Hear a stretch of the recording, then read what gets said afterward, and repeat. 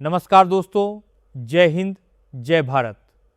एक बार फिर से हाजिर हैं हम आपके अपने इस खास मंच पर, जहां हर खबर सीधे आपकी जेब, आपके भविष्य और आपके परिवार से जुड़ती है। आज हम बात करेंगे उन चौंका देने वाले अपडेट्स की जो देश के करीब 70 लाख केंद्रीय कर्मचारियों और पेंशन धारकों, लगभग 65 से 70 लाख के लिए सुखद सपने लेकर आ रहे हैं। ये वो लोग हैं जिनकी निगाहें महीनों से एक ही दिशा में टिकी हैं। कब आएगा महंगाई भत्ता, कब खुलेगी कैबिनेट की मुहर, और सबसे बड़ा सवाल 8वां वेतन आयोग क्या उनकी जिंदगी में सुनहरा मोड़ लाएगा। हर ऑफिस की कैंटीन, हर पेंशनर की चाय की टपरी और हर कर्मचारी की फैमिली मीटिंग में आजकल सिर्फ यही चर्चा है। सैलरी में उछाल, पेंशन में इजाफा और वो लंबित एरियर जो पिछले 1.5 साल से टाला जा रहा है। दोस्तों, आज हम इस पूरे खेल की हर परत को खोलेंगे, हर सूत्र को समझेंगे। सरकार क्या चाहती है, कर्मचारी क्या मांग रहे हैं और क्या है वो तारीख या वो शर्त जिस पर सब कुछ दांव पर लगा है। तो बने रहिए, क्योंकि ये खबर सीधे आपकी अगली सैलरी स्लिप बदलने वाली है। सबसे पहली और सबसे तेज सुगबुगाहट महंगाई भत्ता डा और महंगाई राहता डॉ को लेकर है। दोस्तों, आपको बता दूं कि हर साल जनवरी में जो डा लागू होता है उसका ऐलान मार्च तक हो जाना चाहिए था, लेकिन यहां अप्रैल का महीना ढल चुका है और अभी तक न तो कैबिनेट की बैठक हुई, न ही कोई बयान आया। ऐसा पिछले 10-15 साल में कभी नहीं हुआ। यह देरी महज एक प्रशासनिक झंझट नहीं है, बल्कि इसके पीछे एक बड़ी सियासी और आर्थिक पहेली है। कर्मचारी संघों ने वित्त मंत्रालय के दरवाजे कई बार खटखटाए हैं। उनका कहना है महंगाई के जो आंकड़े आए हैं उनके हिसाब से डा में कम से कम 2% की बढ़ोतरी होनी चाहिए, जिससे यह 85 से सीधे 60%, 58% से 60% पर पहुंच जाएगा। लेकिन सरकार मौन क्यों है? क्या वो जानबूझकर इस घोषणा को 8वें वेतन आयोग के साथ जोड़ रही है, या फिर चुनावी माहौल में यह एक संतुलनकारी कदम है? कुछ जानकारों का मानना है कि सरकार चाहती है कि डीए और डीआर की बढ़ोतरी और नए वेतन आयोग की सिफारिशें दोनों एक साथ लागू हों, ताकि इसके प्रभाव को एक ही बार में अधिकतम दिखाया जा सके। लेकिन जब तक कैबिनेट नोट जारी नहीं होता, यह सिर्फ अटकलें ही हैं। फिर भी इतना तय है कि जितनी यह देरी बढ़ रही है, कर्मचारियों की बेचैनी भी उतनी ही गहरा रही है। अब आते हैं उस विषय पर जिसने सबकी नींद उड़ा रखी है, 8वां वेतन आयोग, 8 पे कमीशन। दोस्तों, ये वही मुद्दा है जिसने हर सरकारी कर्मचारी के सपनों को नई उड़ान दी है। सबसे ताज़ा अपडेट यह है कि संयुक्त सलाहकार तंत्र जेसीएम ने एक विस्तृत मेमोरेंडम तैयार कर लिया है। यह कोई साधारण कागज नहीं, बल्कि करोड़ों उम्मीदों का एक दस्तावेज है। 13 अप्रैल 2026 को हुई एक बैठक में इसे अंतिम रूप दिया गया और अब यह सरकार के पास है। इस मेमोरेंडम में जो सबसे चर्चित शब्द है वो है फिटमेंट फैक्टर। इसे आसान भाषा में समझिए, यह वो गुणांक है जिससे आपकी मौजूदा बेसिक सैलरी को गुणा करके आपकी नई बेसिक सैलरी बनेगी।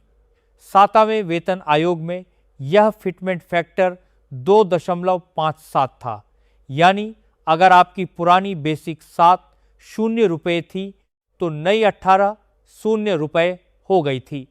लेकिन इस बार कर्मचारी नेताओं ने धमाकेदार मांग रखी है, फिटमेंट फैक्टर 3.83 किया जाए। अब इसका मतलब समझिए, वर्तमान में न्यूनतम बेसिक वेतन 18 शून्य रुपये 1000 रुपये है। अगर फिटमेंट फैक्टर 3.83 83 लगा दिया जाए तो यह सीधा पहुंच जाएगा 68,000 रुपये के करीब। हाँ दोस्तों, आपने बिल्कुल सही पढ़ा, 18,000 से 68,000। यह सिर्फ बढ़ोतरी नहीं, एक आर्थिक क्रांति होगी। इससे न केवल तनख्वाह बल्कि भविष्य में मिलने वाली पेंशन, ग्रेच्युटी और अन्य सारी रिटायरमेंट बेनिफिट्स आसमान छू लेंगे।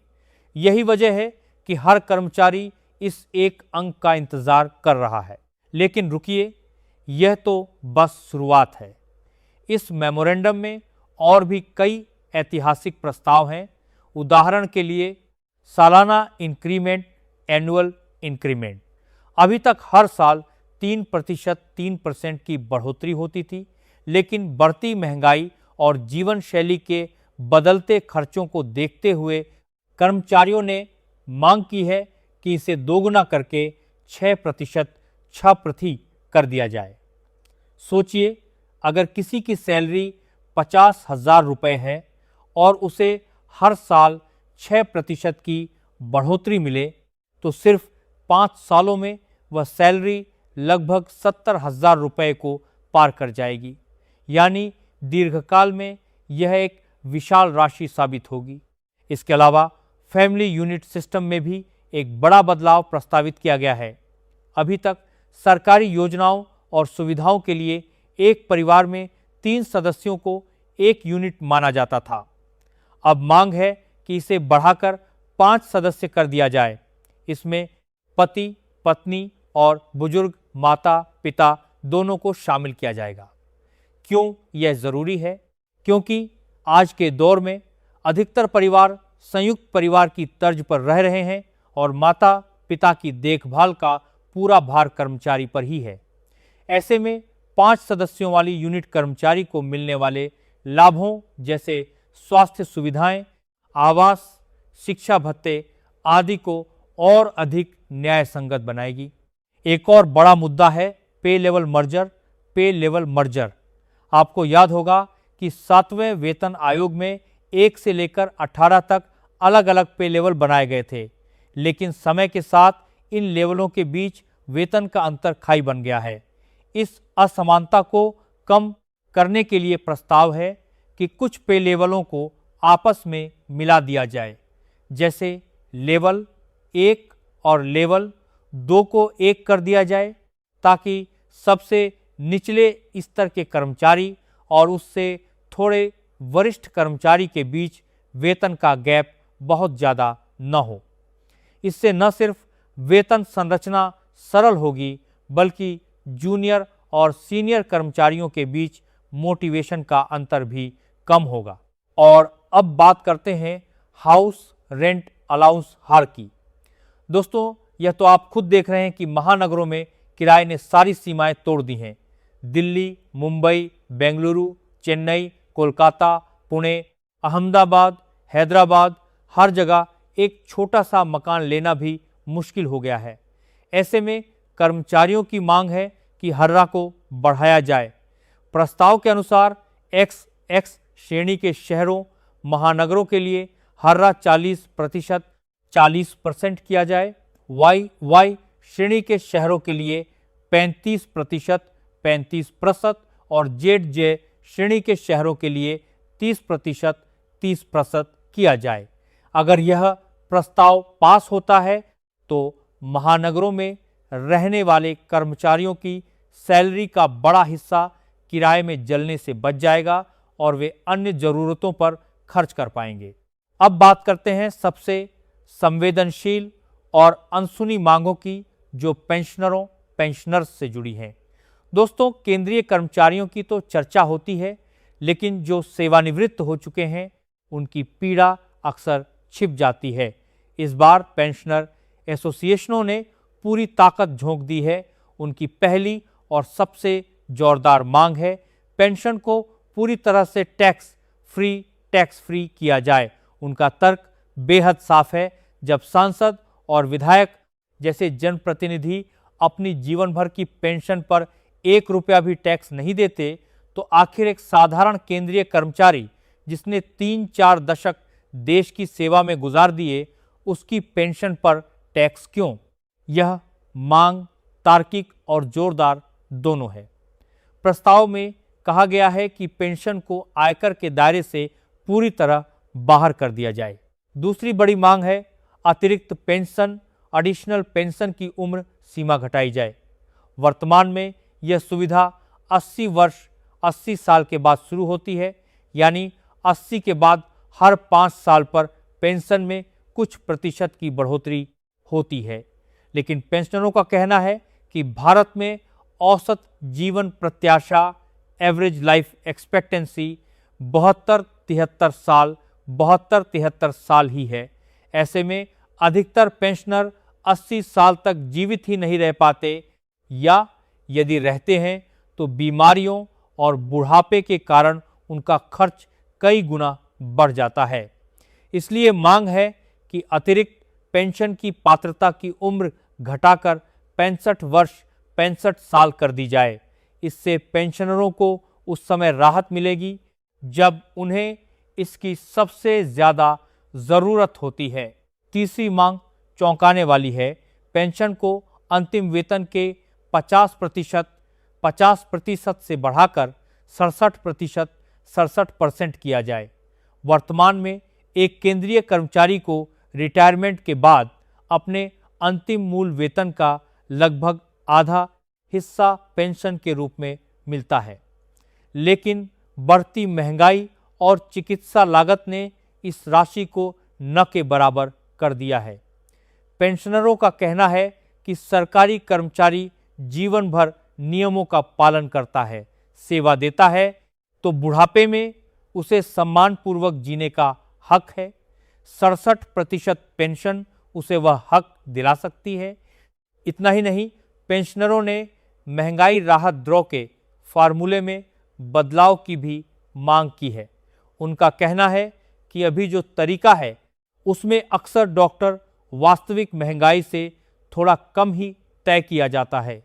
उनका प्रस्ताव है कि हर 6 महीने में 5 से 7%, 5% से 7% तक डॉक्टर बढ़ाया जाए, ताकि महंगाई का तत्काल असर पेंशनरों की जेब पर न पड़े। यानी एक ऐसा फार्मूला जो बाजार की सच्ची तस्वीर बिना किसी कटौती के दिखाए। अब चर्चा करते हैं उस लंबित अरियर की जो पिछले 18 महीने से लटका हुआ है। दोस्तों, यह बेहद गर्मागर्म मुद्दा है। आपको शायद याद हो कि 7वें वेतन आयोग के समय भी एरियर को लेकर लंबी लड़ाई लड़ी गई थी। इस बार भी वैसी ही स्थिति बन गई है। कोर्ट और कई ट्रिब्यूनल में यह मामला लंबित है।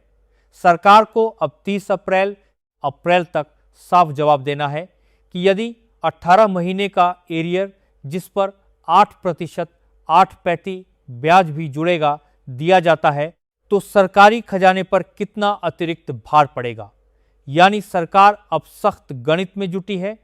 एक तरफ करोड़ों कर्मचारी और पेंशनर हैं जो इस एरियर को अपना हक मानते हैं, और दूसरी तरफ सरकार जो राजकोषीय घाटे, फिस्कल डेफिसिट को देखते हुए संतुलन बनाने की कोशिश कर रही है।